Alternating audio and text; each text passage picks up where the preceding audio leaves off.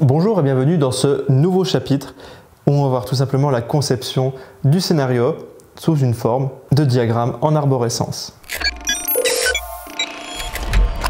Ce module est la clé de votre visite virtuelle interactive. Je vous demande de le suivre attentivement et de respecter l'exercice à réaliser qui va être un petit peu plus important que d'habitude et de me donner le travail à rendre encore une fois à la fin de celui-ci. Il faut comprendre que la base d'un contenu interactif et immersif et en plus de ça pédagogique dans votre cas de figure, c'est tout simplement un enchaînement d'interactions qui sont mis bout à bout. Alors ça peut être bout à bout, mais ça peut être aussi avec des systèmes d'embranchement qui vont vous permettre de faire un chemin A, un chemin B, un chemin C, dépendant du profil de vos élèves, dépendant de la réponse qu'ils ont pu faire, etc., etc. Mais c'est tout simplement juste un enchaînement d'interaction. Donc l'interactivité, encore une fois, qu'est-ce que c'est? C'est une action qui va générer tout simplement une autre action, puis une autre action, puis une autre action. Donc c'est important de pouvoir schématiser tout ça. Et pour ce faire, on va utiliser tout simplement ce qu'on appelle un système nodal. Un système nodal, c'est tout simplement un diagramme sous forme nodale avec des blocs qui vont être reliés par des liens, tout simplement, avec des liaisons entre chaque bloc. Et chaque bloc va avoir des propriétés qui lui sera propre. Et grâce à ce schéma, encore une fois, que vous pourrez réaliser soit sur un outil que l'on va détailler un petit peu dans cette formation, soit directement sur un simple bout de papier, il peut même être fait directement un petit peu de tête. Ça va vous permettre au fur et à mesure du temps d'éviter de devoir écrire à chaque fois ce scénario, même si c'est beaucoup plus intéressant de le faire. Mais c'est important de savoir que sur des petites visites virtuelles interactives, par exemple, où l'objectif pédagogique est très peu complexe, vous allez petit à petit savoir le faire de tête et c'est ça qui va être hyper intéressant. Je vous montre tout de suite à l'écran qu'est-ce que c'est qu'un système nodal, on va atteindre cet objectif en fait à la fin de ce cursus. Vous le voyez sur le tableau blanc, c'est ça qu'on va obtenir à la fin. On va encore se baser sur la partie pâte à choux, réalisation des chouquettes, ça va vous donner vraiment un bon exemple. On attaque tout de suite sur le chapitre 2. Dans un premier temps, si je voudrais tout simplement schématiser ce que c'est qu'un diagramme en arborescence, avec un format nodal, ça ressemblerait à ceci. Ceci est un diagramme en arborescence représenté de la façon la plus sommaire possible. Il peut être fait de façon horizontale ou de façon verticale, dépendant de vos préférences et dépendant de l'outil que vous allez utiliser. Pour la réalité virtuelle, je vous invite bien évidemment à le faire de cette façon, c'est-à-dire de la façon horizontale, parce que les systèmes que vous allez utiliser sur Unity par exemple, si vous êtes sur ce cursus, vont être beaucoup plus représentatifs et beaucoup plus intéressants au format horizontal. C'est-à-dire que d'après ce que vous aurez écrit à la main sur un simple bout de papier ou ce que vous avez fait grâce à un outil de rédaction de diagrammes en arborescence, vous allez pouvoir le transposer sur votre outil assez facilement. Et visuellement parlant, ce sera beaucoup plus intéressant pour vous d'avoir une cohérence entre ce qui a été fait sur Unity et ce qui a été fait tout simplement sur votre simple bout de papier. Encore une fois, si vous êtes sur 3D Vista Virtual Tour, tout ce que je vous dis est valable, il faudra bien réaliser ce diagramme en arborescence tout de même. Donc ce diagramme en arborescence a donc des éléments clés. Dans un premier temps, tout simplement avec les nœuds, donc qui sont représentés ici par un carré, ce sont des nœuds où vous allez pouvoir avoir plusieurs embranchements grâce à ce deuxième élément qui est représenté ici par un trait qui est tout simplement une liaison. Vous allez pouvoir lier les blocs les uns aux autres. Et ensuite, un troisième point, j'ai marqué var juste ici, ce sont les variations ou les chemins. Donc vous allez pouvoir avoir par exemple un bloc qui va mener à plusieurs autres blocs dépendant de ce que vous allez faire. Par exemple encore une fois de la pâte à choux, l'élève a pris la poche à douille, mais il s'est trompé sur la position où il devait faire sa première chouquette. Et donc, le premier chemin plutôt classique, ce sera, s'il s'est trompé, tout simplement, il va devoir recommencer. Et il peut y avoir également un autre chemin. S'il s'est trompé, tout simplement, on va ouvrir une vidéo d'instruction qui va lui dire non, c'est comme ça qu'il faut faire. Et ensuite, ça va poursuivre au fur et à mesure. Bref, le monde de la réalité virtuelle est très varié, mais plus vous aurez de blocs, comme je l'ai dit, plus ça va être long à concevoir, mais plus ça va être en général intéressant pour vos élèves. Donc voilà, il peut y avoir des blocs. Donc ces blocs-là, nous, on va écrire des choses à l'intérieur. C'est comme ça que ça va se passer. On va écrire des notions à l'intérieur de ce qu'est ce bloc, tout simplement. Quel objet média est lié à ce bloc? Quelle action est liée à ce bloc? Est-ce que ce bloc est un bloc spécifique ou non? On va voir tout ça en détail, ne vous inquiétez pas. Au niveau de la liaison entre les blocs, c'est tout simplement, une fois que le bloc a été réussi, où est-ce que l'élève va aller ensuite? Si le bloc A est réussi, par exemple, l'élève va aller sur le bloc B. Si le bloc A n'est pas réussi, il va aller peut-être sur le bloc C. Et donc, voilà à quoi servent les liaisons. Vous allez me demander quels sont les avantages tout simplement d'avoir choisi ce type de diagramme. On pourrait le réaliser avec d'autres diagrammes, mais comme je l'ai dit, ce diagramme, il va être très représentatif de ce que vous allez obtenir sur des outils comme Unity par exemple. Il n'y aura aucune représentation de diagramme directement sur 3D Vista parce que en fait, l'interface utilisateur de 3D Vista est tellement simplifiée que vous, en tant qu'utilisateur, vous n'allez rien voir. Mais ce qu'il se passe derrière, c'est bien un diagramme en arborescence qui est créé tout simplement avec des blocs. Je vous invite dans ce chapitre 3 à faire comme moi, c'est-à-dire mettre à plat votre objectif pédagogique global, en tout cas pour la formation que vous allez faire en réalité virtuelle. Donc ici, objectif pédagogique, réaliser son chouquette à l'aide d'une poche à douille en 2 heures, d'accord, avec en N1, N2, N3 qui sont les différents nœuds, qui sont les jalons d'évaluation. Remplir la casserole d'eau. Numéro 2, couper le beurre. Numéro 3, verser le beurre dans la casserole quand l'eau arrive à ébullition. Encore une fois, j'ai vraiment simplifié le concept. Vous vous doutez qu'il y aurait peut-être des notions de quantité. Plus vous allez être précis, plus forcément l'évaluation va être intéressante pour l'élève. Mais là, vous avez bien défini les 3 jalons d'évaluation, l'objectif pédagogique, donc c'est déjà un très bon point. Donc maintenant, tout simplement, il vous suffit de les relier à l'aide des liaisons. Dépendant de la complexité de votre scénario pédagogique, encore une fois, là on est sur quelque chose de linéaire, c'est-à-dire que peu importe ce que l'élève va faire, il va devoir soit le refaire pour pouvoir passer à l'étape suivante. Il se peut que vous ayez des scénarios tout simplement avec plusieurs embranchements, c'est totalement plausible et ça va arriver dans 90% des cas de figure. Ce qui fait que cela ne ressemblera plus forcément à ceci, mais vous pourriez avoir encore un embranchement ici et ici. Dans mon cas de figure, encore une fois, je l'ai représenté comme ça parce que la place sur le tableau m'empêche un petit peu de faire ce que je veux pour que vous voyez correctement les choses. Mais dans l'idée, faites-le bien de la façon horizontale. Ça paraît plutôt simple dans mon cas de figure étant donné qu'on est sur de l'apprentissage psychomoteur, comme on l'a vu. Et du coup, tout simplement, en général, les tâches se suivent et il n'y a pas plusieurs choix à faire. En tout cas, quand la personne doit verser le beurre dans la casserole quand l'eau arrive à ébullition, il n'a pas le choix de faire cette action pour pouvoir réussir en fait son objectif pédagogique.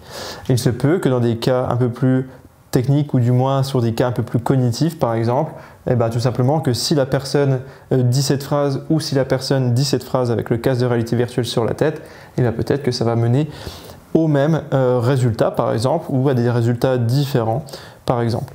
Donc c'est important de comprendre ça. Hein. Là, c'est vraiment simple et il faut commencer par quelque chose de simple. Je vous invite à ne pas partir tout seul et vraiment tout de suite sur des choses trop complexes. Donc là, nous, par exemple, dans tout le long de cette formation, on va voir que je vais me servir de cet exemple-là pour pouvoir vous montrer comment ça se passe. Et tout simplement, je peux vous dire qu'à l'heure actuelle, quand j'enregistre cette formation, je n'ai pas réalisé ce contenu. Mais c'est vraiment cette base que l'on voit depuis les premiers modules ensemble qui va me servir tout simplement pour réaliser le contenu. Dans ce chapitre 4, je voulais tout simplement vous préciser qu'il y a des outils en ligne et gratuits qui vous permettent de faire des diagrammes en arborescence. Je vous invite à voir la liste dans le texte ci-dessous. Il y en a qui vont être plus performants et plus faciles à manipuler et qui vont être payants. Sinon, je vous invite vraiment soit à avoir un tableau avec des post-it, ça reste très intéressant et très facile à déplacer, ou soit tout simplement de le faire à la main sur une feuille blanche. Essayez d'avoir de l'emplacement pour pouvoir le faire. Là, sur un tableau comme ceci, c'est très bien. Par exemple, si on met des post-it, là, je vous ai écrit un petit peu plus gros pour que vous voyez à quoi ça correspond. Mais dans l'idée d'avoir des blocs où vous pouvez mettre du texte, pouvoir les relier avec un trait, c'est déjà amplement suffisant. Donc, comme vous le voyez ici, du coup, sur mon arborescence, avec encore une fois mes 3 nœuds, ici, j'ai de l'emplacement pour ce qu'on appelle des variables. Donc dans mon cas de figure, comme je vous l'ai dit, c'est pas forcément facile à trouver une variable. Peut-être que la personne ne va pas verser le beurre dans la casserole quand l'eau arrive à ébullition, mais qu'il va le prendre à l'aide de ses mains et le mettre dans la casserole. Cela peut être tout simplement le nœud numéro 4 qui serait de prendre à la main le beurre et de le verser dedans. Ce qui fait que si la personne le réalise de cette façon-là, peut-être qu'au niveau de l'hygiène, depuis le début du process, il aurait peut-être les mains sales et ça ne fonctionnerait pas.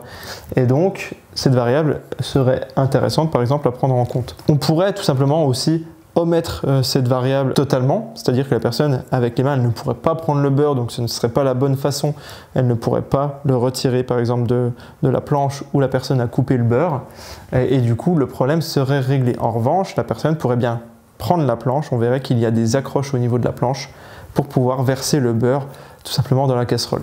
Ça c'est une variable.